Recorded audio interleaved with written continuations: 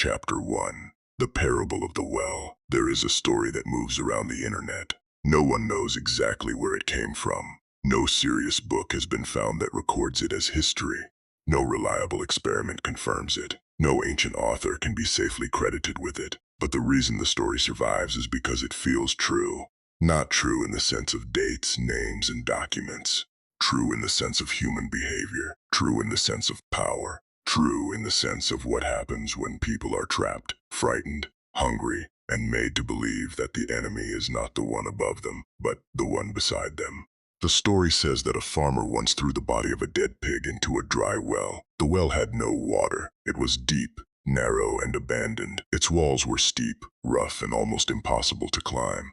From above, it looked like a hole in the ground. From below, it was a prison. After a short while, mice began to smell the meat. One mouse came, then another, then many more. 70, maybe 80 mice jumped into the well to feed on the dead pig. At first, it must have seemed like good fortune. Food had appeared, meat had appeared. An unexpected feast had fallen into their world. But the mice did not understand the trap. They had entered easily, but they could not leave. The meat was temporary. The well was permanent.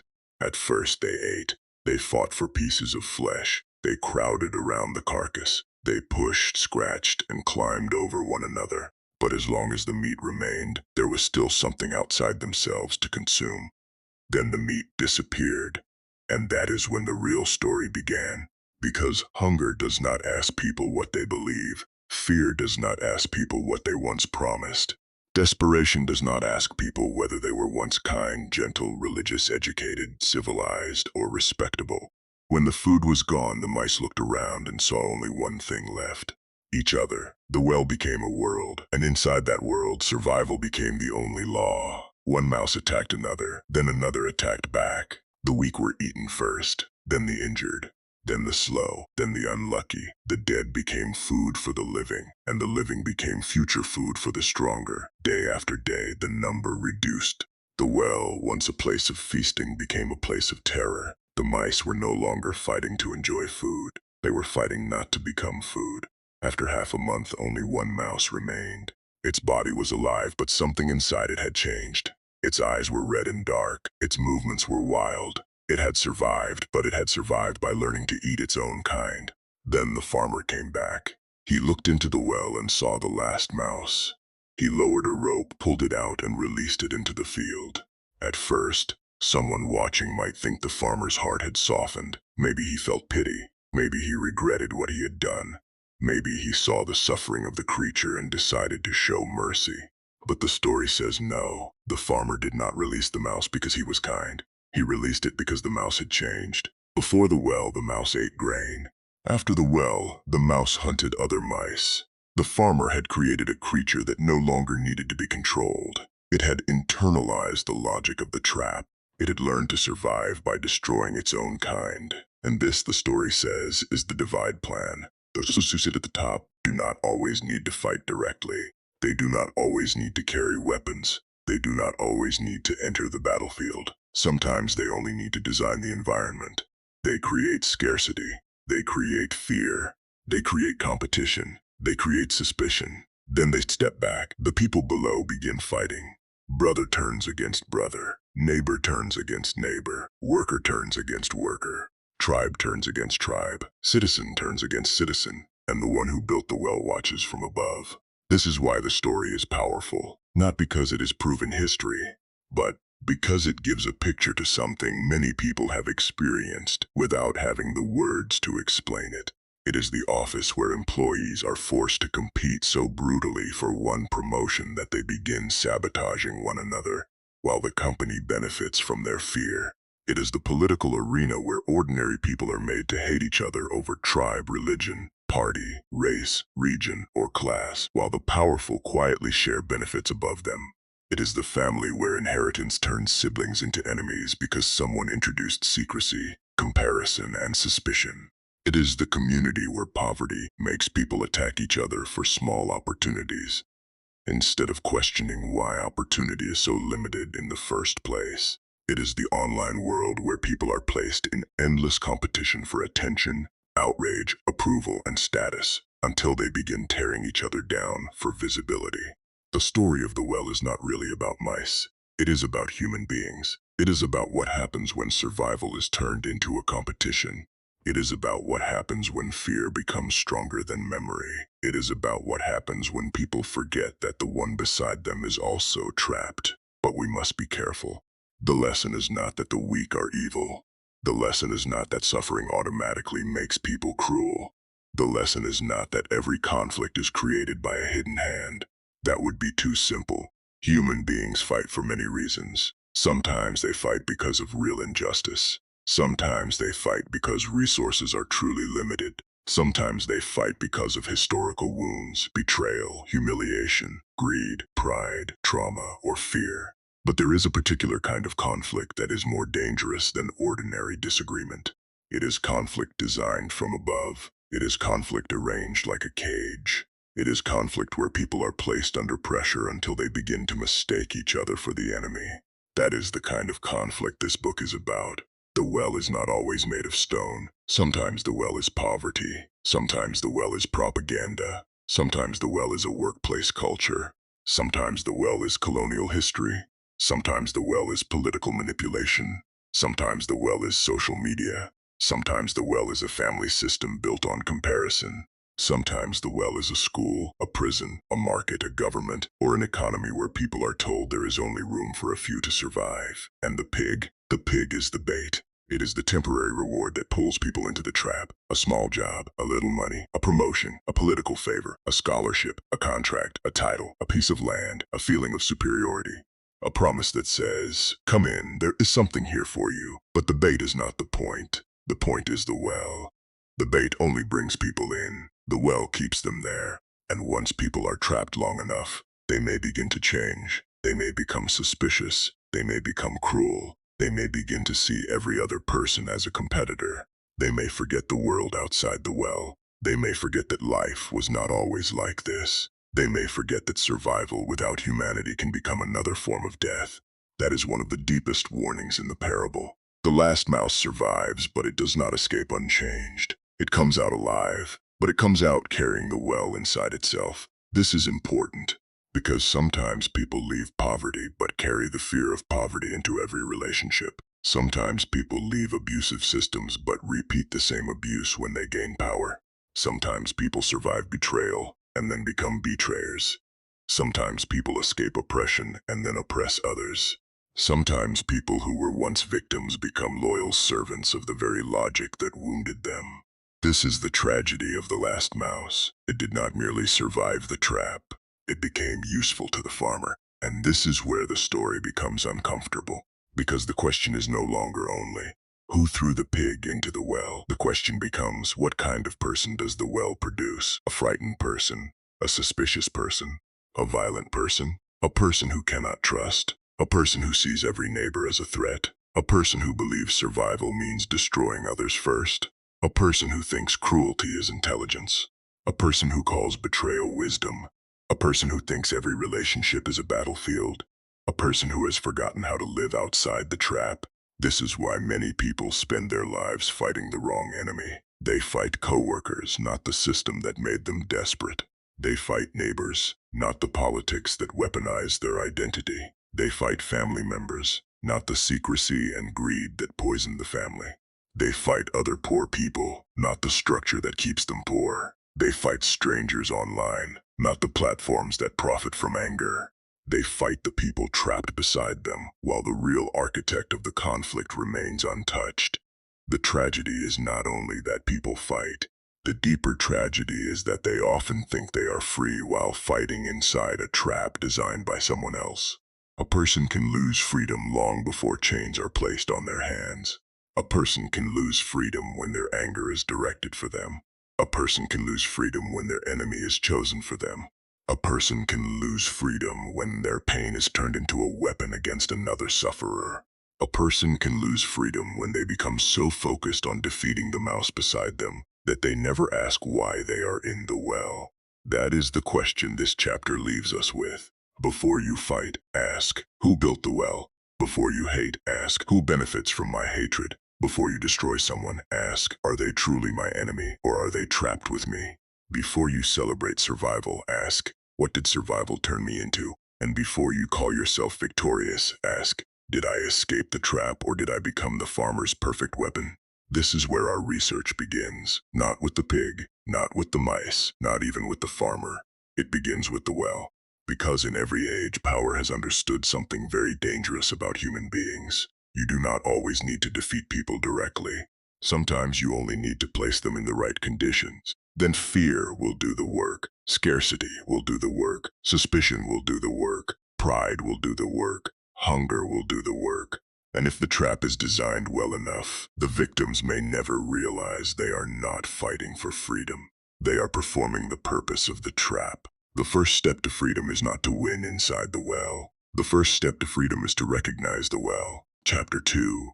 The trap, the most dangerous prison, is not always built with iron bars. Sometimes it is built with fear. Sometimes it is built with hunger. Sometimes it is built with comparison. Sometimes it is built with a promise. Sometimes it is built with a simple sentence repeated again and again. There is not enough for everyone. That sentence can change human beings. It can change how they see the world. It can change how they see their neighbors. It can change how they see themselves. When people believe there is enough space for everyone to live with dignity, they may still compete, but competition does not have to become hatred. They may disagree, but disagreement does not have to become destruction. They may want success, but success does not have to mean another person's ruin. But when people are made to believe that survival is limited, everything changes. A neighbor becomes a rival. A coworker becomes a threat. A brother becomes a competitor. A classmate becomes an obstacle. A stranger becomes an enemy. And a person who once wanted to live peacefully begins to ask a darker question. If only one of us can survive, why should it not be me? That is the beginning of the trap. The trap does not always begin with violence. It begins with pressure. In the parable, the mice did not start by eating each other. They first jumped into the well because they smelled food. The first stage was not war, it was opportunity. That is important. Many traps do not look like traps in the beginning. They look like chances. They look like blessings. They look like promotions. They look like political promises. They look like business deals. They look like scholarships. They look like contracts. They look like favors. They look like access to someone powerful. They look like a way out. But trap is not defined by how it begins. A trap is defined by what it does to you after you enter. The mice entered because of meat, but they stayed because of the walls. This is one of the oldest lessons about manipulation. The bait attracts, but the structure controls. A person can be attracted by money, but controlled by debt. A worker can be attracted by a job, but controlled by fear of being replaced. A citizen can be attracted by political promises, but controlled by tribal hatred. A young person can be attracted by fame, but controlled by the hunger for attention. A family member can be attracted by inheritance, but controlled by suspicion. A poor community can be attracted by small favors, but controlled by dependency. The bait is what people see. The structure is what they often fail to see. And the structure is where power hides. In the well, the structure was simple. Steep walls, no exit, limited food. In human life, the structure is more complicated. It may be an economy where too many people are fighting for too few jobs. It may be a workplace where management rewards betrayal more than cooperation. It may be a school where learners are taught to see each other only as ranks, marks, and positions. It may be a political system where citizens are divided into tribes and parties before they are allowed to see each other as human beings. It may be a family where love is distributed like a scarce resource, so children grow up fighting for attention. It may be a social media platform where outrage travels faster than wisdom, and anger receives more reward than understanding. It may be a society where people are told that if someone else rises, then they must fall. That is the trap. Not simply poverty, not simply competition, not simply suffering. The trap is a structure that turns pressure into conflict and conflict into control. A trap succeeds when people inside it stop looking upward and start looking sideways. Upward is where the design may be. Sideways is where the other victims are. This is why the well is such a powerful symbol. In a well, everyone below is surrounded by the same walls. Everyone is trapped by the same depth. Everyone is limited by the same absence of an exit. But when hunger begins, the mice do not study the walls. They study each other. Who is weak? Who is slow? Who is injured? Who can be attacked, who can be blamed, who can be sacrificed. This is how many human systems work. When people are under pressure, they often search for the nearest target, not the real cause. The nearest target is usually another person like them, someone in the same office, someone in the same village, someone from a different tribe, someone from another religion, someone with a small advantage, someone who received the opportunity they wanted, someone who looks like the reason they are suffering, even if that person did not build the system. And this is where the trap becomes intelligent. A good trap does not only imprison the body, it confuses the mind. It makes people misread their own suffering. It teaches them to confuse symptoms with causes. If jobs are scarce, people may blame the applicant beside them instead of questioning the economic structure. If salaries are low, workers may blame each other instead of questioning the institution that underpays all of them. If communities lack services, citizens may blame another tribe instead of questioning the leaders who failed everyone. If students are desperate for limited scholarships, they may hate the one who succeeds instead of questioning why opportunities are so few. If creators are fighting for attention online, they may attack other creators instead of questioning the system that rewards humiliation and outrage. The trap works best when victims are too tired to think clearly. Fatigue is part of control. A tired person reacts, a hungry person reacts, a frightened person reacts, a humiliated person reacts, a desperate person reacts. And reaction is easier to direct than reflection. When people reflect, they ask deeper questions. Why are we fighting? Who benefits? What are we not seeing? What would happen if we cooperated? What structure keeps repeating this suffering? But when people only react, they strike whatever is closest. That is why pressure is so useful to those who wish to control others. Pressure narrows the mind, it reduces imagination, it makes survival feel urgent, it makes patience look like weakness. It makes cruelty look like intelligence. It makes betrayal look like strategy. It makes compassion look dangerous. A person under pressure may begin to believe that kindness is a luxury they can no longer afford. This is one of the most tragic effects of the trap. It does not only take resources, it takes moral imagination. It makes people unable to imagine a world where they do not have to destroy one another. Inside the trap, every act of trust feels risky. Every offer of cooperation looks suspicious. Every successful person looks like a thief. Every weak person looks like a burden. Every stranger looks like a possible enemy. Slowly, the trap enters the heart. The walls outside become walls inside. This is why escaping the trap is not only physical, it is also psychological. Some people leave the well, but the well does not leave them. They leave poverty, but remain controlled by scarcity thinking. They leave violent homes, but continue using violence to solve problems. They leave oppressive workplaces, but become oppressive managers. They leave political victimhood, but later enjoy humiliating those with less power. They leave situations where they were treated like nothing, then spend their lives trying to prove they are superior to others. They survived the trap, but they were educated by it. And what teaches you can also own you. This is the danger of surviving without understanding. A person can survive a cruel system and still carry its logic. A person can escape suffering and still reproduce suffering. A person can become successful and still think like a prisoner. A person can gain power and use it exactly like the people who once wounded them. This is how the last mouse becomes useful to the farmer. Not because the farmer controls it with a rope forever, but because the mouse now carries the farmer's method within itself. It has learned that life is hunting. It has learned that others are food. It has learned that survival belongs to the most ruthless. It has learned that the world is a well, even when it is back in the field. That is the final victory of the trap. The trap has succeeded when a person no longer needs to be trapped in order to behave like someone trapped. A poor society can carry this wound. A workplace can carry this wound. A family can carry this wound, a nation can carry this wound, a generation can carry this wound.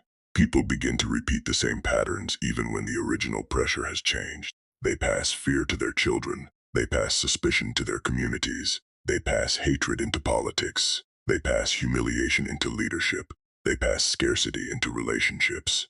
They pass trauma into culture. And soon no one remembers who first built the well. They only know how to fight inside it.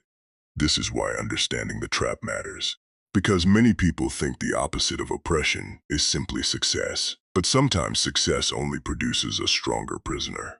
A person may climb from the bottom to the top and still believe life is about crushing those below. A person may gain money but never gain freedom. A person may gain status but never gain peace. A person may gain authority but never gain wisdom. A person may become powerful and still remain mentally trapped in the old well. True freedom is not only leaving the condition that wounded you. True freedom is refusing to become a carrier of its logic. The trap is not defeated when one mouse survives. The trap is defeated when the mice realize they are in the same well. It is defeated when people stop asking, "How do I destroy the one beside me?" and begin asking, "How did we all end up here?" It is defeated when fear is interrupted by understanding.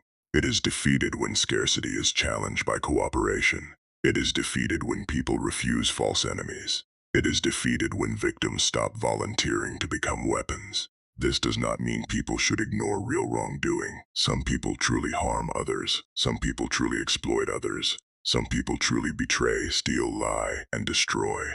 Wisdom does not mean pretending that every enemy is imaginary. But wisdom does require us to ask whether our anger is being directed toward the correct target. Because anger is powerful, and anything powerful can be used by someone else. Your anger can be used, your pain can be used, your hunger can be used, your humiliation can be used, your loyalty can be used, your identity can be used, your desire to belong can be used, your desire to win can be used, your fear of being left behind can be used. The trap does not need you to be stupid.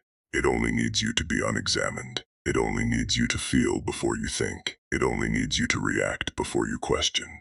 It only needs you to accept the enemy you are given. That is why one of the most dangerous questions a person can ask is also one of the most liberating.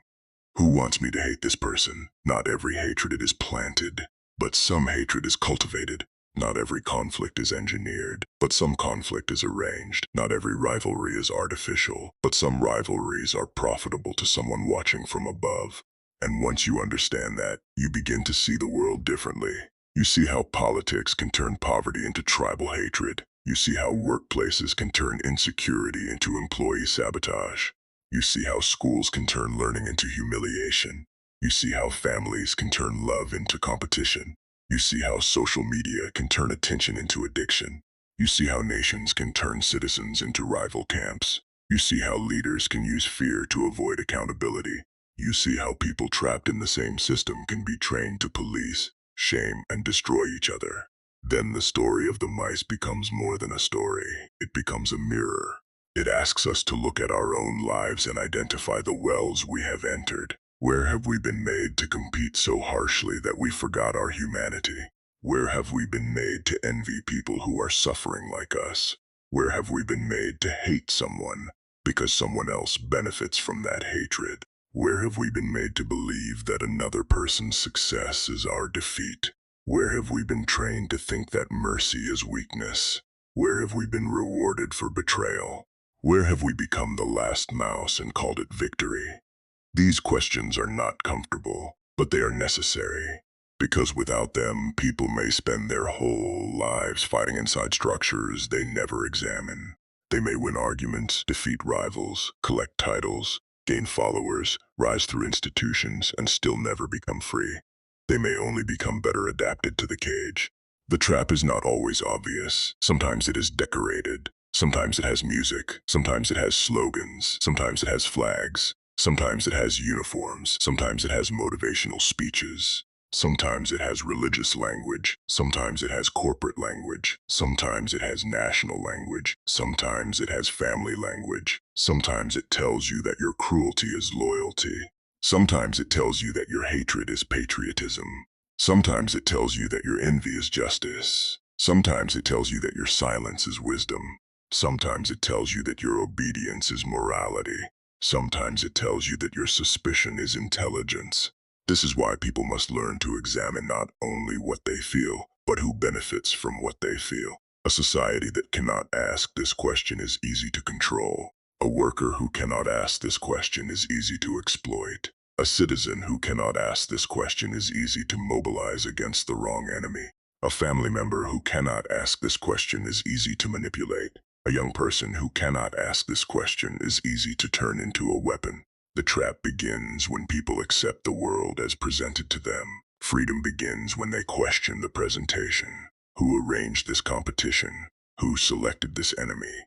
Who benefits from this fear? Who profits from this division? Who stays safe while we destroy each other? Who is absent from the battlefield but present in the benefits?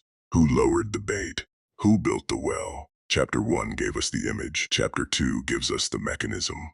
The trap works by taking ordinary human needs, food, safety, belonging, respect, opportunity, love, recognition, and making people believe those needs can only be met through the defeat of others.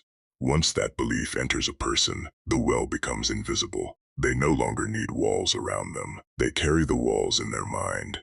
And this is why the first task of anyone who wants to be free is not merely to fight harder. It is to see clearly, to see the bait, to see the walls, to see the fear, to see the false enemy, to see the hand that benefits, to see the difference between real conflict and manufactured conflict, to see the difference between justice and redirected anger, to see the difference between survival and transformation into something cruel. Because once you see the trap, it loses part of its power. Not all of it, but enough for a new question to become possible. Not how do I defeat everyone inside the well, but how do we get out?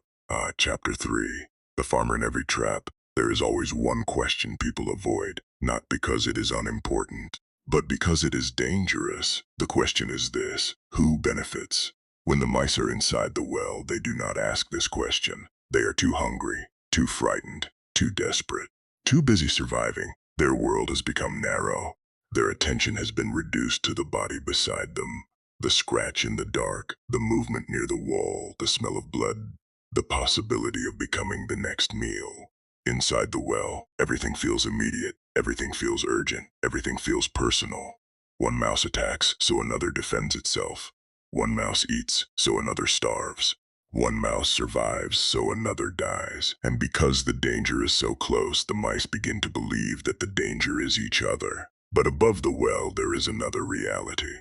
There is someone who never had to jump, someone who never had to starve, someone who never had to fight in the dark, someone who never had to taste the terror he created, someone who could stand safely in the open air and watch. That figure is the farmer. The farmer is not just a man in the story. The farmer is a symbol.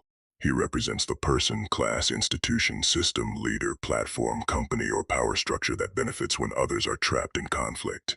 He is the one who does not need to win the fight because he designed the conditions of the fight.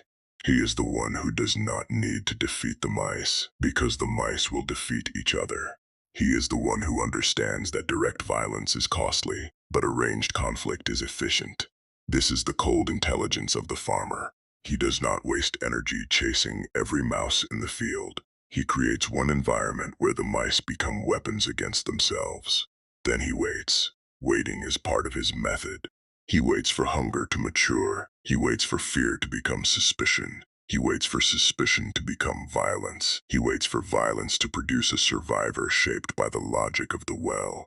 And when the survivor is ready, he releases it, not out of mercy, out of usefulness. This is why the farmer is more frightening than the mice. The mice may be violent, but their violence is desperate.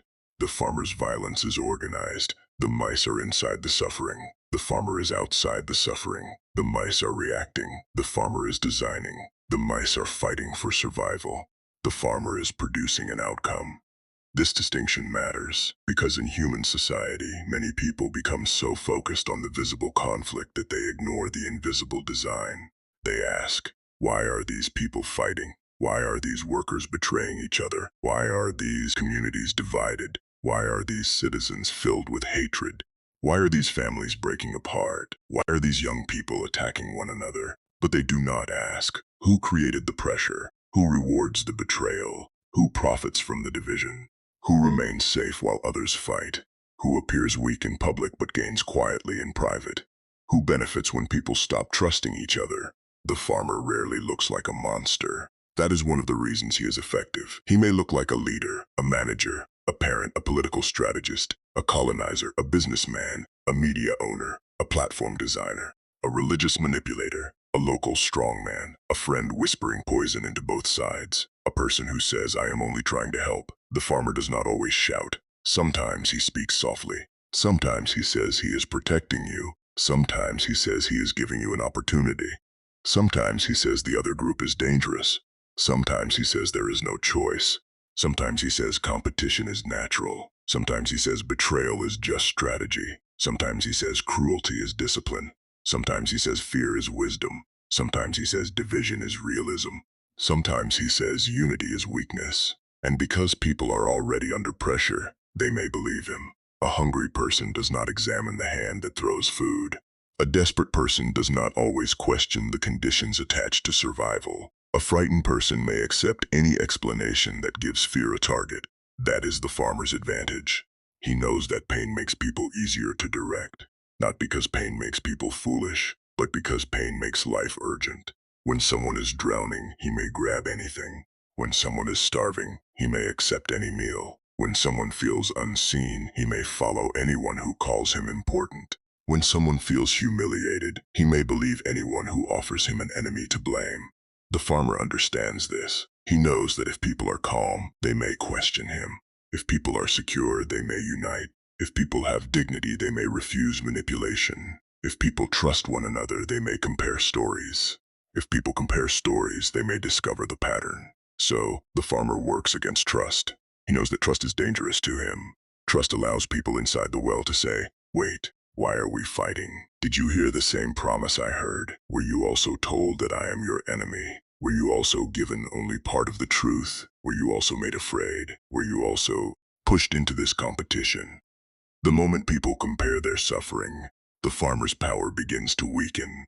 This is why divide and rule is not only about creating hatred, it is also about preventing conversation. The farmer must keep the mice from recognizing one another as fellow victims. He must keep them from noticing the common wall. He must keep them from asking who lowered the bait. He must keep them from thinking historically. He must keep them from remembering that life existed before the well. He must keep them reacting to each other instead of studying the structure. This is why propaganda often works by reducing people into simple categories: us and them, loyal and disloyal, pure and impure, native and foreigner, hardworking and lazy, civilized and backward, patriot and enemy, believer and traitor, winner and loser. Once people accept these categories, it becomes easier to manage their emotions. A complex human being becomes a label.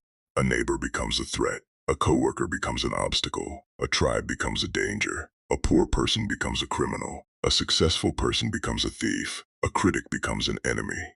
A victim becomes a burden. A questioner becomes a problem. Labels are useful to the farmer because labels reduce sympathy. It is harder to hate a person whose story you know. It is easier to hate a category. This is why the farmer does not want the mice to know each other deeply. He wants them to know each other only through fear. Fear is cheaper than chains. If people fear one another enough, they will police themselves. They will report each other. They will sabotage each other. They will shame each other. They will silence each other. They will compete for approval from the one above them. They will fight for small favors while surrendering large freedoms. They will become guards in a prison they did not build. This is one of the darkest truths about power. The most efficient system of control is one where the controlled begin controlling one another. In a workplace, this can happen when employees are made to believe that only one person can be trusted, promoted, or protected. A manager does not need to monitor everyone if the workers begin spying on each other. He does not need to punish everyone if they begin punishing one another socially. He does not need to create excellence if he can create fear and call it performance. He does not need to build teamwork if he can turn insecurity into productivity. The employees work harder, but not from purpose. They work from fear. They smile in meetings and attack in private. They praise teamwork in public and destroy reputations quietly. They become mice in suits, and above them the farmer calls it competition. In politics, the same method becomes more dangerous. A leader who cannot provide justice may provide enemies.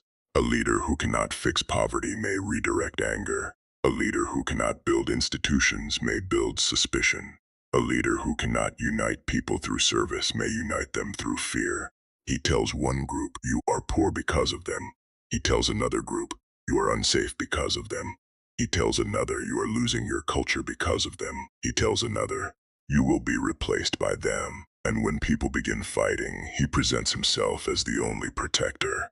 This is an old trick. First create fear, then offer yourself as the shield. First deepen division, then claim only you can maintain order. First weaken trust between people, then become the only voice they trust. That is how the farmer becomes necessary. He does not merely benefit from the well. He convinces the mice that without him, things would be worse. In colonial systems, this pattern appeared in another form. Colonial rule often worked not only through weapons, but through classification, favoritism, indirect rule, and controlled difference. Communities were categorized. Local elites were selected. Some groups were privileged in administration, education, military recruitment, or trade. Others were marginalized. The ruler stood above the structure and governed through division. This does not mean every local conflict was invented from outside. That would be too simple.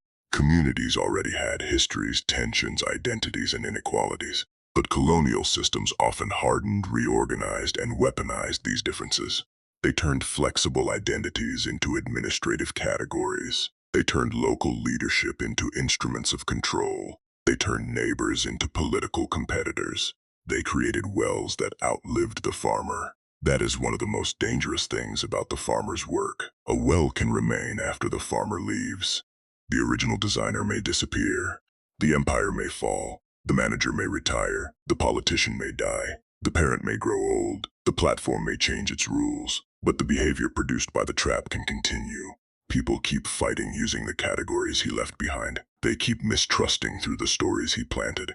They keep competing for the rewards he made scarce. They keep repeating the fears he cultivated. They keep raising children inside inherited suspicion. This is how a temporary strategy becomes a culture. A farmer does not always need to remain in the field if he has already changed the habits of the creatures living there. That is why the last mouse is so important. The last mouse is the farmer's victory walking on its own legs. It no longer needs the well to be dangerous. It has become a carrier of the well. In human life, the last mouse may become the person who survives a corrupt system and then defends corruption because it benefited him. It may become the worker who was humiliated for years and then humiliates others when promoted. It may become the political victim who becomes a political oppressor. It may become the student who was bullied and later becomes a bully. It may become the poor person who gains wealth and despises the poor. It may become the leader who once cried for justice but later fears justice because it threatens his power. It may become the child of a divided home who grows into an adult who divides others. The farmer's greatest success is not the death of many mice. It is the transformation of the survivor. Because a survivor who carries the farmer logic becomes useful beyond the original trap. He spreads the method, he teaches it, he normalizes it, he calls it wisdom. He says, this is how the world works. Trust no one. Be ruthless. Use people before they use you. Never help your competition. Destroy them before they destroy you. Kindness is weakness. Only fools cooperate. These sentences sound like experience.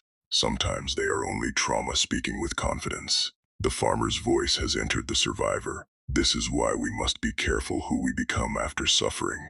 Suffering can deepen a person, but suffering can also deform a person. Pain can produce compassion, but pain can also produce cruelty. Survival can produce wisdom, but survival can also produce arrogance, suspicion, and coldness. The question is not only, did I survive? The question is, what philosophy did survival teach me? Did it teach me to value life more? Or did it teach me that others are disposable? Did it teach me to protect the vulnerable? Or did it teach me to despise weakness? Did it teach me to recognize traps? Or did it teach me to build traps for others? This is where the farmer becomes more than an external enemy. The farmer can become internal. A person can carry a farmer inside his own mind. A community can carry a farmer inside its culture. A nation can carry a farmer inside its politics. A company can carry a farmer inside its management style. A family can carry a farmer inside its traditions. The farmer is present wherever people learn to create fear in order to control. He is present wherever people use scarcity to force obedience. He is present wherever people reward betrayal and call it loyalty. He is present wherever people divide others and then present themselves as necessary. He is present wherever people make others fight for crumbs while hiding the loaf. But we must also avoid a childish mistake. Not every person above us is a farmer. Not every leader is a manipulator. Not every manager is cruel. Not every parent is controlling. Not every institution is evil. Not every competition is a trap. This matters because a serious mind must know the difference between real leadership and manipulation. A good leader reduces unnecessary fear. A farmer increases fear. A good leader creates clarity. A farmer creates confusion. A good leader encourages cooperation. A farmer rewards suspicion. A good leader shares responsibility. A farmer hides responsibility. A good leader wants people to grow beyond dependence. A farmer wants people to remain dependent on him. A good leader solves problems. A farmer manages people's anger so the problem continues. A good leader can be questioned. A farmer treats questions as betrayal. This is one of the clearest tests. Can the person above the conflict be questioned? Can his role be examined? Can his benefits be discussed? Can the rules be challenged? Can the people below compare experiences without punishment? Can the system be made transparent? If the answer is no, you may be near a farmer, because farmers do not fear noise. They fear clarity. They do not fear conflict below them. They fear unity below them. They do not fear anger. They fear accurate anger. They do not fear people fighting. They fear people asking the right question. Who benefits? That question is dangerous because it redirects attention upward. It breaks the spell of sideways hatred. It forces people to see the architecture of the conflict. It reveals that the person beside them may not be the cause of their suffering, but another person shaped by the same pressure. The farmer's power weakens when people begin to distinguish between the enemy and the fellow trapped. This does not mean there is no accountability. People who harm others must still be responsible for their actions. A mouse that attacks another mouse is still dangerous. A person who betrays others still made choices. A community that commits violence cannot blame everything on manipulation, but accountability must be complete. We must examine both the hand that strikes and the system that trained the hand to strike. We must examine both the person who participates in cruelty and the structure that rewards cruelty. We must examine both the immediate enemy and the hidden beneficiary. Without this, justice becomes shallow. We punish the last mouse but leave the farmer free to build another well. This is why many societies repeat the same suffering. They remove one violent person but keep the violent structure. They condemn one corrupt official but keep the system that rewards corruption. They blame one tribe but keep the politics that profits from tribal fear. They fire one cruel manager but keep the workplace culture that produces cruelty. They shame one online bully but keep the attention economy that rewards outrage. They treat symptoms and protect causes. The farmer survives because people are satisfied with visible enemies.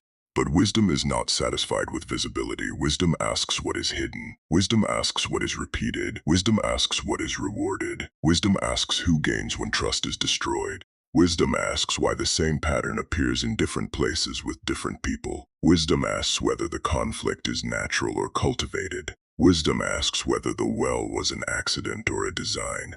And when people begin asking these questions together, the farmer becomes exposed. He may still have power. He may still have resources, he may still have influence, but he loses the most important thing he had, the ability to make victims mistake each other for the source of the trap. This is the beginning of liberation, not revenge, not blind rebellion, not hatred of every authority, but clear sight. The ability to look at a conflict and say, there is the pain, there is the person who caused immediate harm, there is the structure that made harm profitable, there is the story we were told. There is the fear we were given. There is the reward we were made to chase. There is the wall we ignored. There is the hand above the well. And there is the possibility that those trapped beside us are not all enemies. Some may be wounded. Some may be misled. Some may be afraid.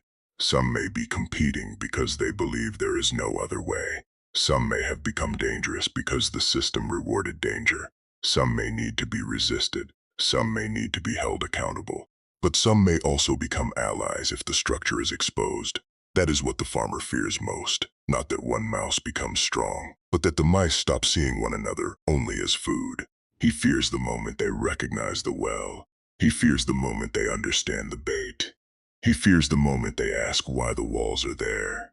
He fears the moment they realize that survival against one another is not the same as freedom. He fears the moment they refuse to become his weapons.